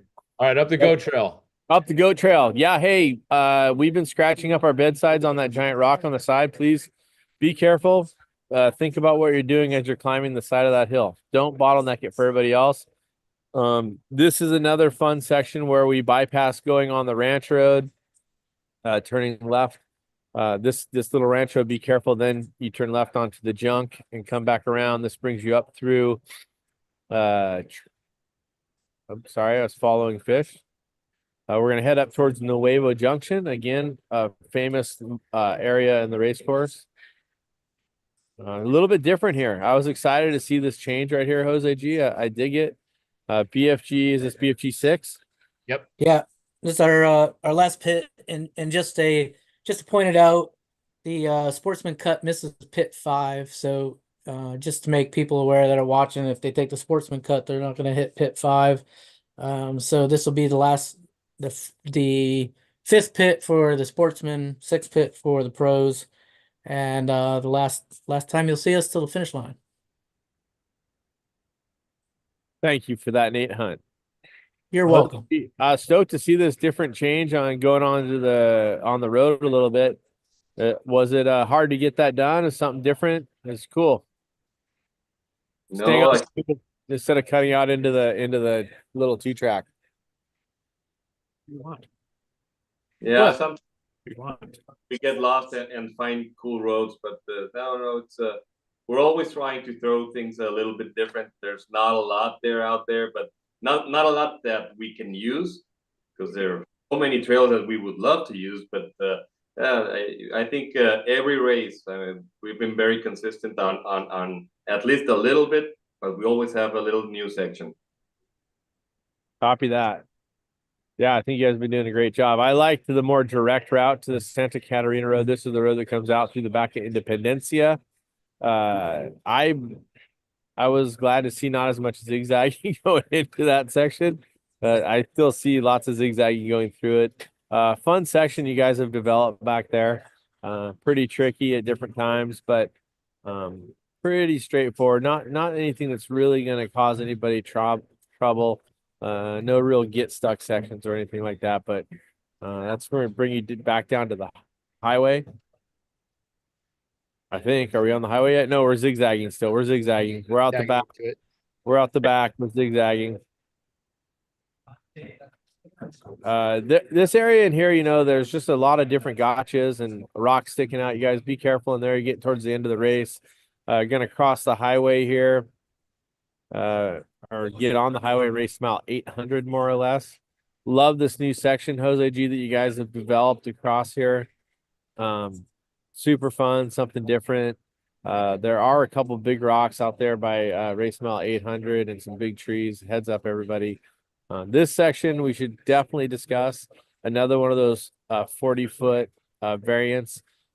He doesn't have it red here, but I promise if you get on the road here, you will be disqualified from the race. Stay on the race course. It's become really tricky and crappy with giant whoops, but it's becoming a part of our culture after being a decade long in the race course. Yeah, so just to clarify, if somebody comes right here and they go out here on the road, this is going to be a DQ, right, Jose? Yeah, that's correct. We're not going to throw any curves. Actually, that's why I don't have the file with the illegal lines yet, because we're really going through the map. We're just trying to put the basic ones. It's not like we're not looking out there to disqualify you or penalize you. It's just that we want to keep the racing in Baja open, and if the ranchers don't want us on that road, we just try to do our best to keep the racers away from it. So yeah, that's why we have those red lines, and it's helping a lot of people that they have it before the race and they know not to take them. Yeah. When you jump on the road here at about race mile 806, this is a big graded road, you guys. There's a couple farms. Sorry, 804. There's a couple farms out here, you guys. Just really be careful for local traffic. You'll turn right at the end. It will surprise you. There is a lot of crap in here. Deal with it, choke up on it. This is that new section, Jose G, that I think I really appreciate you guys doing something different, getting us access in here. A couple different routes developed in different spots here, but It's super fun doing something different. I really appreciate this whole like 10 miles of different race course you guys have been throwing at us recently. Yeah, some of those you just see it and it's so nice that, man, you think about it twice. Do you really want to turn it into the race course? But then I mean, we'll find more later. For sure. And after we don't race it for a couple years, God will reclaim it and turn it back into just wilderness Baja. It's really amazing. That's going to bring us into the backside of north of Tres Hermanos. And we're going to get on the road a little bit in here. Please be careful. And then we're going to get on the road big time. Your pre-run ends in this section until race day. But, you know, one thing I want to say is that we're all guests in this country. And I know I said it earlier in the show. These roads outside the Ojos Farms, don't drive like a dickhead. There's a speed zone in there on the race day. And you guys should adhere to all of that going through this section. Race mile 830. Just be really respectful. There's a lot of ranches, a lot of people. Just cruise through there. You don't have to show how fast you are. You don't have to slide the corners. Just pre-running, be respectful. On race day, you guys can go crazy, do what you got to do. During the race, you'll go through across the highway and into the backside of Ojos Negros in the speed zone. These people are so stoked to see the race come through. Just be respectful. This is a no pre-running zone on the inbound. And I think it's a great finish for the race course to go back in on what we came out on. It's a traditional style that Score does. Now, Jose G, we'll run all of the Nelson Ranch short course again and then get to timing. And then once you're timed out, you'll still just drive back in. Is there something here? We don't do that part. No, you don't do all of it. If you look at the screen, it's a little bit different. That white trail right there. Keep going. Yeah.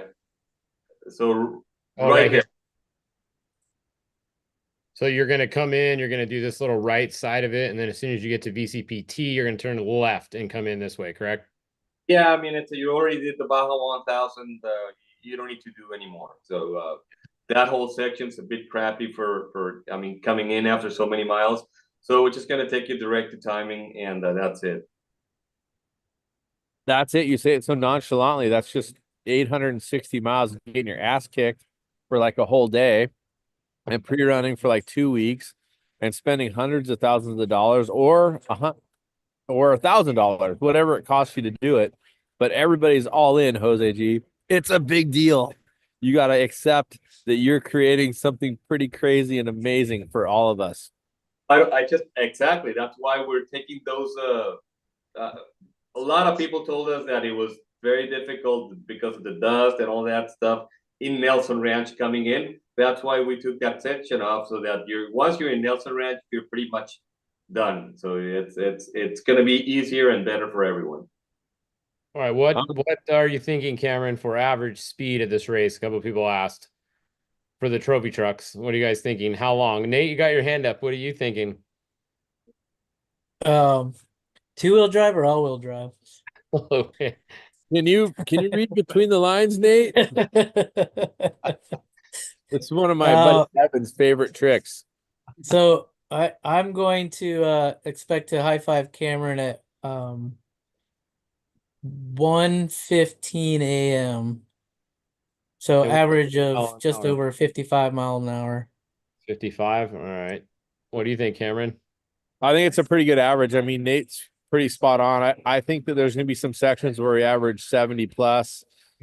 There's also going to be some slow speed zones. I've been kind of more in the neighborhood of that 54 to 56, right? So that's right where Nate is. I haven't broken down every single section. Usually the way Cody and I do it is the 3 days before the race, we'll re-break it down in 100-mile segments and talk about it. We haven't done that yet, so I can't give you exactly where we think we are. But I guess Jose G probably has a pretty good idea what he thinks it will be. Well, it's exactly what Nate said. We've been talking about it, and even though I do think it'll be a little bit faster, but it is the Baja 1000. I mean, and maybe guys will pace it a little bit more than, of course, than a 250 or a Baja 500. But you never know with especially in the trophy truck class. I mean, it's ridiculous to see 10 trucks still in running up front, going full at it. So no, I thought it was going to be more like 57, and but we'll see. Well, my first glance when I looked at it with all the San Felipe section, I thought it could be quicker. And I know that the big speed zone that we have is 60 miles an hour, which helps also. And there's a lot less 37-mile-an-hour zone than there has been in the past. So I think that will definitely bring the average up. I'll check back in through Fishgistics, but like Nate, like you, I mean, we're all kind of in that 55, 56, 54. We're right in that same kind of section. I think we could surprise ourselves with the pace. But at the same time, we try to plan a little bit conservatively, because if we go too fast, we can't get the truck to the finish line, which we failed at last year. Well, and we know that Score is going to have their live timing system again. Jose, do you know how many loops they have? I was going to look that up and then I forgot. Yeah, we're actually planning on having like 8 out on the course, and not 9. We already have our spots, and actually tonight we sent our guys to do all the trenches, and because it's a lot of work to do all that. It's, people don't know it. You have to have from side to side. We do like 40 feet on from side to side with the PVC pipes. They're like 20 inches deep and 24 inches deep actually, and there's 2 of them, so 24 inches deep and 24 inches apart. And it's hard. I mean, thank God, like Chip Polbardi, he sponsored a little trencher that we're using, so that's saving our lives. But we already started doing all the trenches tonight, and hopefully it'll take 3 days to do them all, just to go around the course. And then you have to start getting our course workers out there with our timing guys to get all the wires in, set up the Starlinks, put on. It's just a massive work to get that timing system going. So it's worth it. I think it's the best thing ever right now. Maybe there's things maybe that can be better, but I think it was a step in the right direction. And no matter how hard it is to do it and how expensive, I think it's 100% worth it. Yeah, I think everybody really likes live timing. I mean, for us sitting at home, it makes it so much more exciting to be able to see the split times and know where everybody is. So, and I know a lot of guys in their race trucks now, they have an iPad in there and they're looking at the iPad to know where the people are behind them. Because when you drive over it, you can see where the next guy is behind you. If you have an iPad with your PCI Starlink on your roof, you're good to go.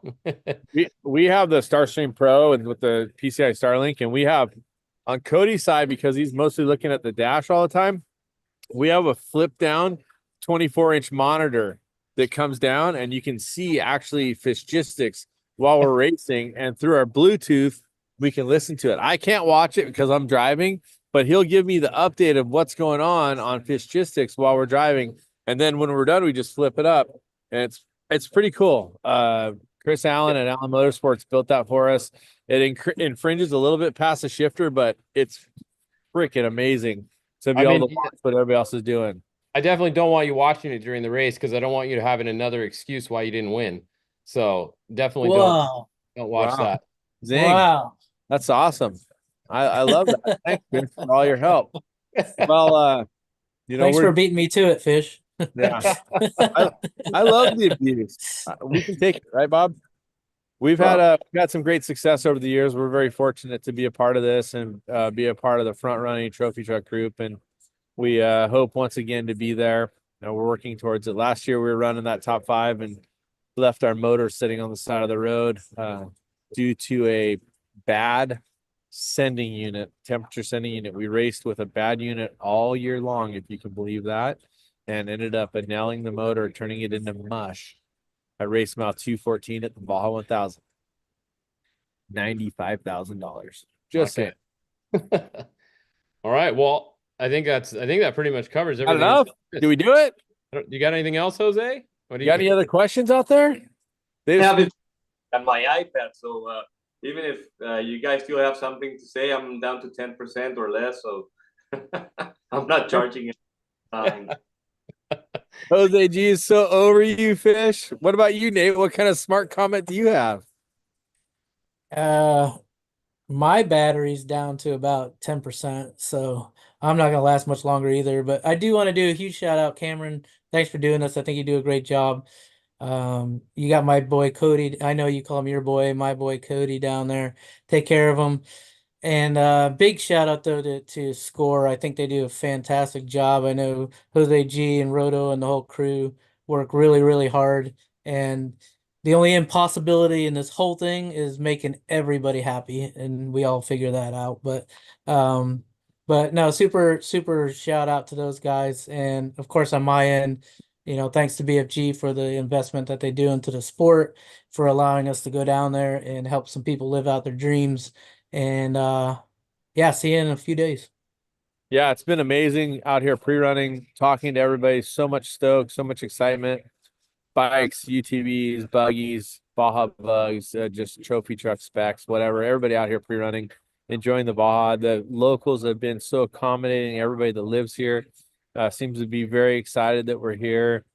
High fives, stickers, just a lot of excitement. So it's that one time a year where the biggest off-road race in the world happens on the Baja Peninsula, and we're all super fortunate to be a part of it. I wanted to send that message once again to be safe. Think about what you're doing. Encourage your chase crews, your people that are here that are, they're fueled up. They're here thinking that they're racing and chasing, but everybody, please just extend to your crews that everybody going home safely is the number one goal of the Baja 1000. Yeah, we all want to win, but being safe is a huge thing. And I think Score has done a great job at sharing that message. Fishgistics has become a huge part of that, educating people and talking about it. Just don't be a dumbass out there. Don't be that guy. And if you think it's a bad idea, it probably is. Fish, I wanted to hats off to you, buddy, for the effort that you've made to bring our sport to the masses, and also to be able to educate people. There's probably no upside in this for you to do this preview show other than it's fun and the fans love it. But I'm stoked that you're able to take that time and bring it to the people and bring just a little bit of information. No, it's fun. It's been fun, and it wouldn't be anything without you guys coming on there. Nobody wants to just sit here and listen to me talk. So, it's cool to have Jose G, the actual race director, who knows everything about the race. You guys out there literally on the course. Nate, the one that made the course. So, I couldn't think of a better group of people to have on the panel there. So, yeah, no, it's been fun. And, yeah, we'll keep doing it. The next, I did just want to say real quick, on Tuesday, I'm going to be doing the live qualifying show for Score once again. So if you guys want to watch qualifying on Tuesday, it's going to start, I believe, 8 a.m. on the Score channel. So go over to the Score YouTube and we'll be on there for that. And then during the race, I'll be doing my normal hourly updates like we always do here on Fishgistics. And I wanted to mention that if you have a question that you need answered, or you want to try to shoot it out when this isn't live, send it to Fish, send it to Nate, BFG, myself, whoever. We'll try to get you the answer as best we can. And, you guys be safe out there, be smart, make good decisions, and have fun. That's the number one thing. The reason why we go to Baja is because it's beautiful, majestic. The people are awesome. Off-road racing is part of the culture, and we're able to race through this amazing desert. So just have fun doing it, smile, and appreciate it, because you never know when the next time you never know when the next race is going to be for everybody. So just enjoy it while you're here. 100%. What do you say, Fish? We done? Yeah, pretty good. I think we covered everything. Let's go. Everybody have fun in Baja and go race the Baja 1000, the biggest and best off-road race in North America. The longest continuous off-road race in the world. Continuous. Yeah, put that in your pipe and smoke it. Thank you, Cody Stewart, my navigator, for making it happen. Jose G, thank you for everything you do for Score. You guys are amazing. The opportunities are great. Thank you, Manny, in the background back there at Matilda's, the owner here. Yeah, he knows Jose G, and we're stoked to have the support of the local businesses. Thank you, Nate Hunt, Jackson Motorsports Group, the provider for BF Goodrich tires. You guys are doing a great job. All kinds of different things with the course layout, great products, and of course supplying the pits for people, as well as safety aspects. Fish, I don't like you. You're not that good a person. You're not especially cute. but I do put up with you just enough so we can do this thing, man. Thank you very much for making it happen. All right, don't look dumb out there. Go win this thing. Let's do it. All right, everybody, that's it. It's all opinion based. It's all fun. We gave you what we could. Go out, do your own research, and enjoy the Baja Peninsula because it's a magical place. If I had my vote, we would race the entire peninsula every other year, just saying. And I'm going to leave it with that. You guys, good night. Thanks for being a part of it. God bless. Be safe and have fun.